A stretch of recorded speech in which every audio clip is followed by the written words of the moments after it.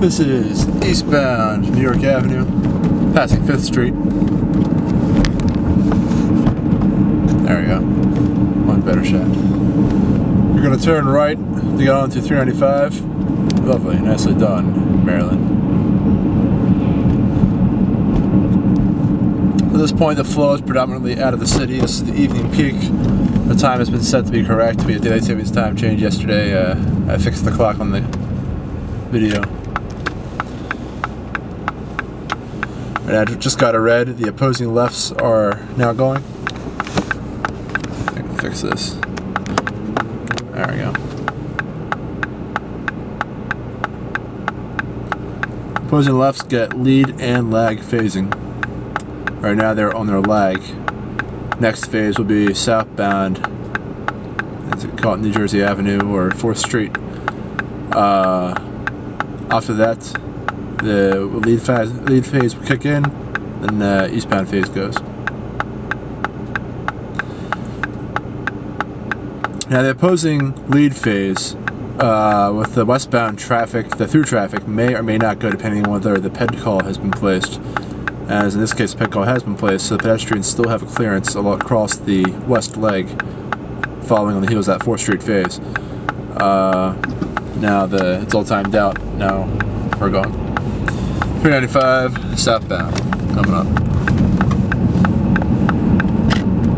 It's pretty empty. Of course, you had a pretty good. You have a heavy left flow coming from westbound New York, but that's typical morning and peak and PM. Once I'm on here, it really feels pretty light right now. I expect I'll pick up some more as I pass by D Street and the Capitol. Now we're coming up on a speed camera up here, so you'll see some brake lights. Speed limit is 45. I am currently going 40. I feel pretty comfortable now, but I know once I pass the camera, I'll speed up. I'm holding steady on 40. Here comes the camera. Now we just passed by the 3rd Street off-ramp. 3rd Street on-ramp will be coming on very shortly. I'm still holding steady at 40, and I'm keeping pace with the guy next to me, and it looks like I'm keeping pretty good pace with everybody else around here. We're all doing about 40. So we're not even doing the speed limit right now. It feels pretty comfortable, actually. I'm 45 now. Speed up as it widens out here. I'm seeing a lot of brake lights. Well, actually, no, it's just tail lights. There's no brakes. Yeah, it's not so bad. Yeah, definitely a heavy flow coming on from D Street. This is the on-ramp coming up to the right. There's a pretty constant flow there. That might have just been a signal may have triggered and we have a platoon coming on. But I do know if it's anything like it was... Oh yeah, these are brake lights here. If it's anything like it was in the morning, there's a lot of traffic getting off onto D Street, so it makes sense that there'll be a lot more getting on as well in the evening.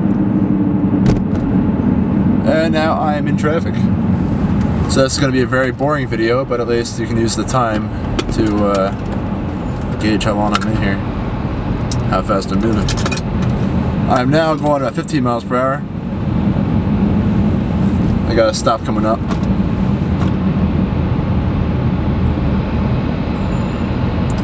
$10 miles per hour on the brakes. 5. Stopped.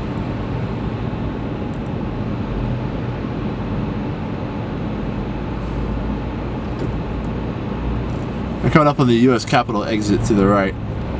I don't see a lot of traffic getting off on it. Everybody's largely in the southbound flow here. A couple isolated cars, but it's definitely not a predominant flow.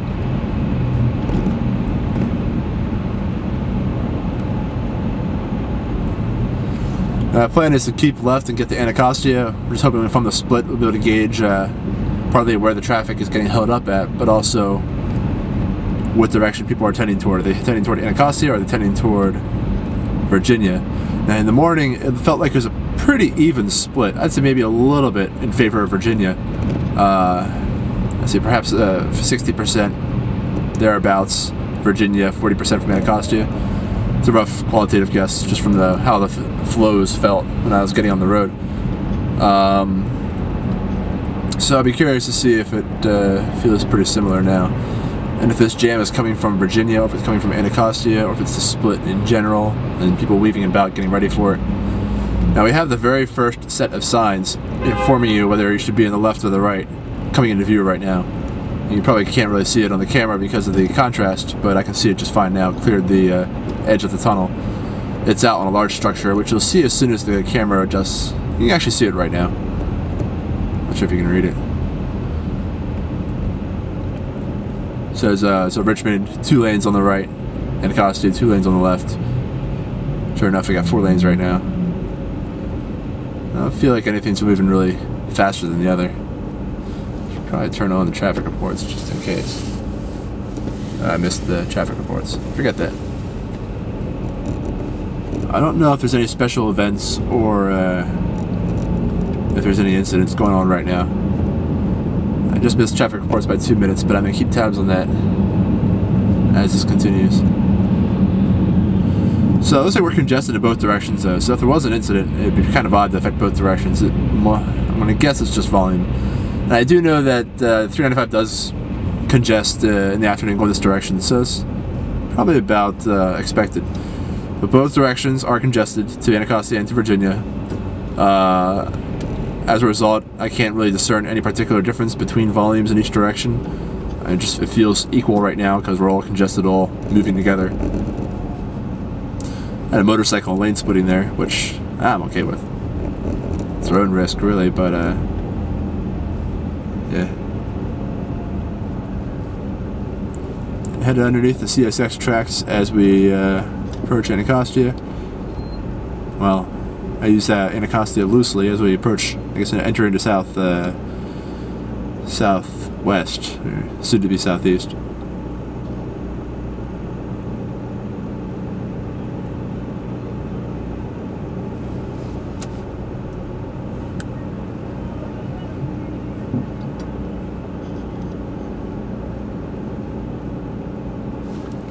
I'll throw on NPR quietly in case they hit traffic reports. Gerald Price watches the industry for height analytics. Particularly in this economic still, we are about 6 minutes away from WTOP traffic reports. And a desired career is a I maintain this is probably pretty normal, for-profit sector. but I'm not 100% While on career that. education struggles with subpoenas and a review by its accreditor, it also faces the same drops in enrollment that have dragged down the stock prices of many for-profit educators. On average, the company says the number of new enrollments dropped 22% over last year. That's similar to news from the Washington Post. Now I'd be getting off on the South Capitol Street so I can loop around and come back in for the third quarter to concentrate on our actual study area. What we can get out of this is basically it is congested. The odd thing is that some of these declines are almost intentional. And I would put money that this is a recurring congestion. I do know southbound's going to queue up, so I'm going to be getting stuck in this traffic too. And I've experienced this on several occasions that southbound's queued up on South Capitol Street. So I know this is normal. First may have an advantage, like Apollo Group, which owns industry leader University of Phoenix. Some of their peers, like Apollo, started their transformation earlier, and therefore they're further toward stabilizing their businesses. The career education announcements a pretty good flow headed on the South Capitol Street, but of course this could just be congested in the accumulation of what might not necessarily be a heavy flow in and of itself. But I mean, good flow is going both directions. It's just there's demand. It's not like this is an empty road. Or get out of the career education business. As I look at the traffic report on Google Maps, an even more troubling story is breaking stopped is the indication they have. It's the red and black stripe. 2 administrators at Penn State going University from here out to charges that they failed to tell police over to the Parkway and then up the BW Parkway. Now I would wager that a good chunk of these people are not heading to the BW Parkway because that would make somewhat limited sense if they're you could just take a New York Ave. Some of the allegations are graphic in nature. Of course, New York Ave's not a walk on the park either, so Joel Rose reports. While recruiting violations southbound of the Parkway is also not very good. In big-time college football, that's where I guess a lot of them are going. Yeah, but basically 395 or 695, whatever it is now showing it's just a bad deal. This is a case about a sexual no matter where you're predator going. accused of using his position within the community and the university to prey on numerous young boys for more than a decade. Pennsylvania Attorney General Linda Kelly laid out the charges against Jerry Sandusky at a news conference today. The grand jury presentment. I guess I'm going to stop the video now and let's restart it once I turn around. Years dating back to the 1990s. Unless there's anything interesting. The boys thought to be as young